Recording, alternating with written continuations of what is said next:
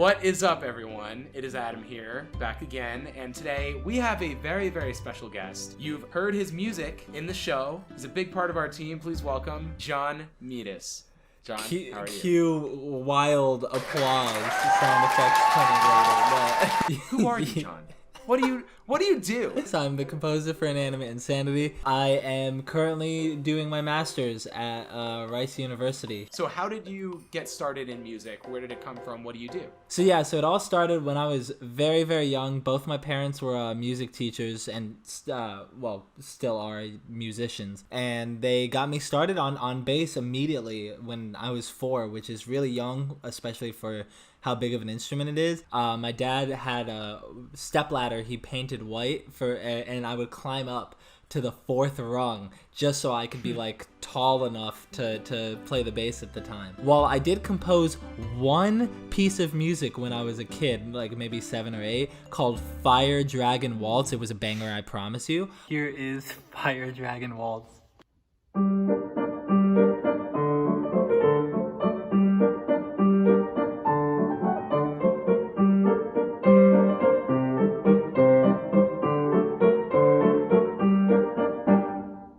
I didn't actually get started composing again until undergrad, until college.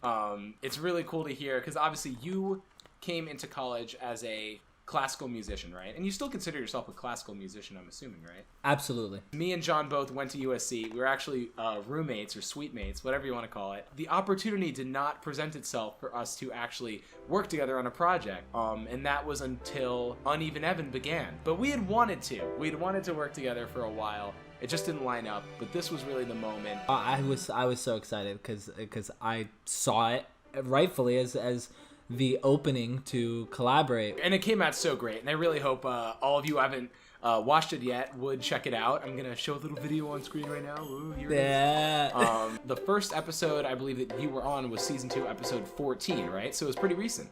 Absolutely. Yeah, and what a introduction into the crew, right? I mean, that's a heavy episode. The opportunity couldn't have come at a better time for me. Because of the pandemic, a lot of work for live musicians, again, something I consider very near and dear to my heart, had basically been reduced to nothing.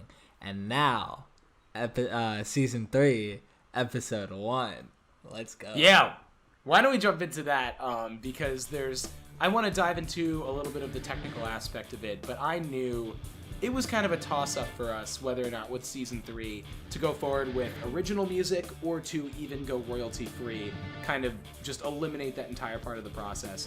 And that was something that I was struggling with, but you definitely made a very compelling case, and I think we undoubtedly made the right call because it gives the show just a really professional feel that I don't think it would have had. How did you feel about having to create music 4 to 6 weeks? The number one argument I made against the royalty-free music is, especially, you're getting 1 million views a month on every episode. Like, a fair number of people are watching this, right? And so it's like, they'll have heard the royalty-free music before, and it just won't create the emotional connection. Even if the scene is comedy, comedy is still a connection. And like, how many classic movies, whether or not the music itself is at the forefront, it's still a supporting role and works to like envelop everything else and push a more polished and completed creative product to the viewer. Once kind of the idea was established of the new season and the pipeline was established of like, okay, these episodes are going to come way faster.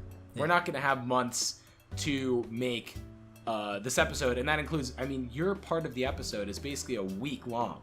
So why don't you talk a little bit about the breakdown and how your job begins on each episode and what you do? So Adam is completely right. Now I'll be real with y'all. It's a busy schedule. The animators are going and going and going, because it's so hard to put out still long form content. 15 minutes of animation in 1 month. That's crazy. And high quality animation too.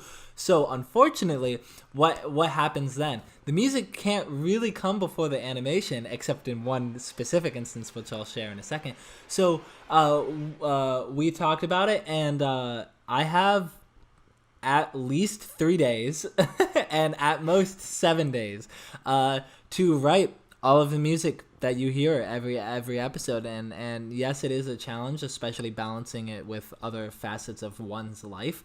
But I think that especially when I have the animation, which I always do because they do such a good job on it, the music really almost writes itself because you're just responding to the characters, to the script, to the emotions, to the narrative climax or the narrative arc of the scene or episode itself.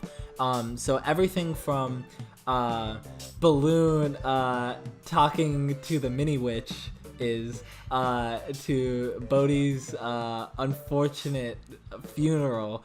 Everything is just so jam-packed with individuality. It's really easy to see the music spring forth of what would be happening here. And the one time, for everyone, a little trivia, the one time that the music was done before the animation, and I actually want to flip the interview for a second, is I want to ask Adam about this process too.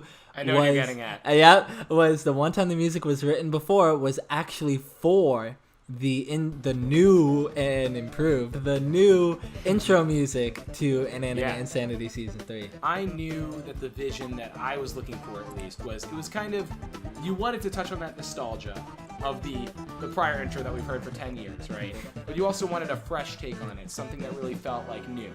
So I had no clear-cut thing. I just said, that's the basic concept I want. And I would want it ideally to be around 20 to 25 seconds. I think I threw that out there, right? Yeah. That sounds right. Yeah. So, and I really just took the football and threw it to you. And you really ran with it because I had no preconceived expectations. I have no musical talent, and I've said that a million times. I just don't have it. It's just not something I'm good at. So I'm not going to sit here and tell you, oh, make this note a fourth note and do this or whatever. Like, you are very brilliant at this stuff, and I trust you wholeheartedly to make a good product, so I'm just like, okay. What's so interesting is when you came to me with the first version of it, I quite liked it. It didn't end up being what we used, but it really started to roll the ball in the right direction, and it, I think, ultimately was just a little bit slower paced than what I was going for. Absolutely. But what's really cool about that first version is we actually ended up using it in the episode. This process that me and Adam are going through, it's made so much easier with that type of trust. Like, he really did throw it to me. And the greatest thing is when you have that trust and that type of camaraderie in the workplace, the discussions are really easy and flowing. Every time someone gets eliminated and gets punched off by the giant punching thing, the fist thingy, as Fan was so excited to be hit by, the music under those scenes, both in Fan and Blueberry's scenes respectively so far, that music is the first version of the new theme of Inanimate Insanity.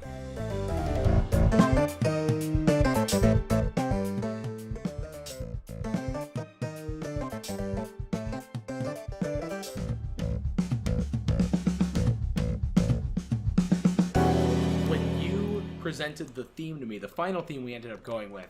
I mean, I immediately told you how much I loved it because it had everything I was looking for. It had the fresh elements, but it also had that nostalgia factor.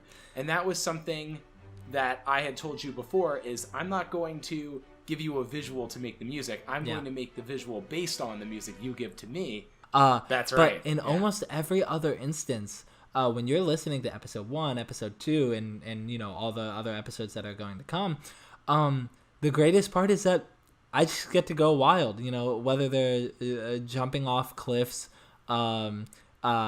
evading hors d'oeuvres or whatever, whatever's happening on screen is my canvas for all the audio masterpieces that I want to impart on the world. So when I had the final theme, because we had talked about how much I loved it, I literally opened up my animation software. I dumped it in. I had no plan, basically. I think that's why the intro kind of had this like free-flowing feel to it, where it just continuously kept going, because I kind of just animated as I went along. And I ended up creating an animatic that I had sent to you, I think literally that day. Yes. I could be wrong. Yes. No. You were on fire. Again, like people don't know, I can work on a smaller schedule because music, the time spent in music is in the preparation, in the practice, not in the actual performance, right? So it's quicker to create music. It's just harder to get to the point where the music you're creating is of quality. However, in animation, every step of the way takes so much time. So like for everyone listening, like he got me the first draft of the entire intro that day. Speaking of animatics, this is a good transition to what we like to call on the production side the John cut of the episode. They've seen a version of the final cut, right? Because we released the animatics for season 2, episode 14. If everyone goes back to the Inanimate Insanity Animation Epic YouTube channel, you'll see that the raw materials that I worked with at the very least for season 2, episode 14, which are similar to what I work with for episode 1 and 2 of season 3, they're all out there. It's basically those black and white, the storyboards, or the partially animated, or sometimes not even animated at all. I think the number one difference now for season 3 is what I'm working with is either half animated or stills or some storyboards. Not only do I have less days, but actually especially for like episode 2, there were like 2 scenes that were just completely black. It was just like a black screen that said hey, animation coming soon, LOL BRB, so which doesn't bother me again, because as I was saying, like the characters are so alive, and shout out to all of our voice actors, that I don't need even the animation sometimes, because just their voice acting is enough. It's essentially a cut of the episode, because John has we like to give you around a week to make the music. So Absolutely. Ultimately, the week before we upload, or like a little bit, maybe longer than that, we give him everything we have to show. Yep. Sometimes it's storyboards, sometimes it's partially completed animation, and sometimes scenes have literally nothing. But whatever we have, we scrounge together into what we call the John cut, and we give it to you while we finish the rest of the visuals. Yeah. So that there is some overlap there, but it isn't entirely overlapping. And so that's what you have to work with. And so for scenes that maybe have a little bit less visual information, we basically have a little bit of a dialogue. I'm like, this is kind of the vibe we're going for. I usually at the top of the episode, I hand you, I like to call them the Adam notes, which are basically like a stack of notes with time codes, but I always tell you at the top of every episode, like, these are purely my suggestions. I have the musical talent of a table, so I'm not gonna sit here and tell you to follow it one-to-one. Hey, don't say you have the musical talent of a table when you know I sampled my ceiling fan for one of the episodes anyway. True. Why don't you talk about that really quick? Again, the world is your instrument, whether your instrument is music, dance, animation, art, whatever. Like, everything is art if you sell it right. No, everything is art if you try hard enough. That means every single thing around us, objects, should be used in the object show. So while I, number one, first and foremost, always make a priority of using real instruments and real musicians, from season 2, episode 14, when Fan is locked in the alien prison / chamber with Egg right as it's about to hatch, the music there is it's some synth. It's a friend of mine playing violin, shout out Teresa Wayne, with bits of paper folded and stuck inside of the strings to make a rattling noise, and me just holding my phone up to my ceiling fan, my broken ceiling fan, and recording the noise off that and sampling it and warping it to make this really like eerie, like click clack, like alien type vibe, without being too scary. I would never think of doing that with a ceiling fan, that it would make its way into the final product, but there you go, So the process of composing for this, like many other non-classical things, is once I get the John cut, I load it into Logic. Half of my screen has Logic open, the other half usually has the script or your notes, or whatever references Taylor, Justin, Brian, and the rest of the crew send to me. So it's usually like half of the actual workstation and then half of the inspiration or extra information I need. Then when I'm actually composing, I listen to the tempo of the characters. What does that mean? I personally, outside of Inanimate Insanity, am obsessed with the idea that everyone's speech has a rhythm, a tone, a tempo, whatever you want to call it, a tune, if you will. And so that's the same for all the characters in Inanimate Insanity. So when I hear the characters are speaking or the jokes are happening in whatever tempo or pulse or the sound effects of a popped bubble or of Bodhi speeding through the water, everything has a specific rhythm in this world. Everything's just a vibrating mass of molecules anyway. And so the number one thing I do before any actual pitch comes out of, well, my keyboard, is I really understand the tempo, the rhythm of the things that I'm scoring. That's when I get to saying, okay, well, what's the feel of this music, and therefore what's the key of this music, and therefore what dissonances do I want to include or exclude from this particular moment. I think moments where that works really well is in season 3. Again, I'll bring it up because it was really one of my favorite moments, is when Life Ring is stuck and everyone's already fallen down to help, but Blueberry's just sitting up there really sad. And then right when it transitions back to Life Ring, trying to prep and give Blueberry a pep talk, the music becomes, of course, A major instead of A minor, and there's like strings and voices and choirs sung into the background, and it's all very like emotionally uplifting. And then it all crashes down. Like this entire arc of just, I think these 3 sentences, right? Or the sentences from Blueberry, the dialogue from Life Ring, and the ultimate conclusion of Blueberry giving up.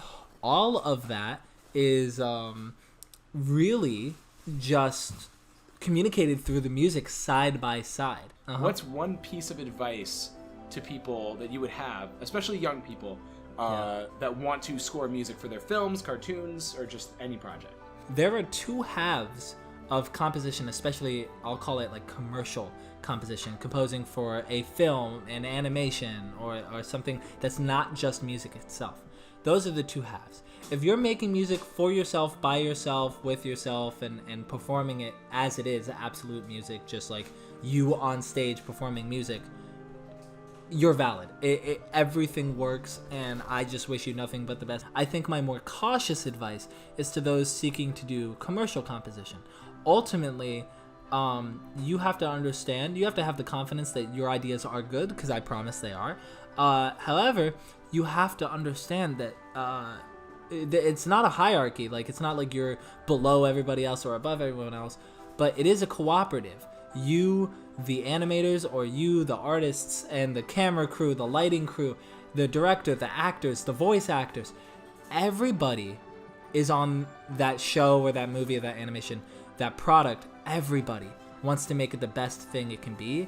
And so to really be flexible and understanding, and to come in good faith and really ask someone, hey, is this music what you wanted? Or if not, how? And if they don't have the language, that's where our talent, you as the composer, that's where your talent comes in, because then you get to translate the emotions and the wants and the dreams and aspirations of the director and turn it into the product that they've been dreaming about inside their head. Please know your worth. You are valuable as yourself, and that's the number one thing that I want you to know. I can't think of a better thing to close out with than that. John, thank you so much for joining us. This was fantastic. And I know I can speak for the whole audience that we're very excited to hear the music in season 3, episode 3, coming out very soon. Yeah, thank you. And I guess we'll stay tuned. Stay tuned. All right, bye everybody.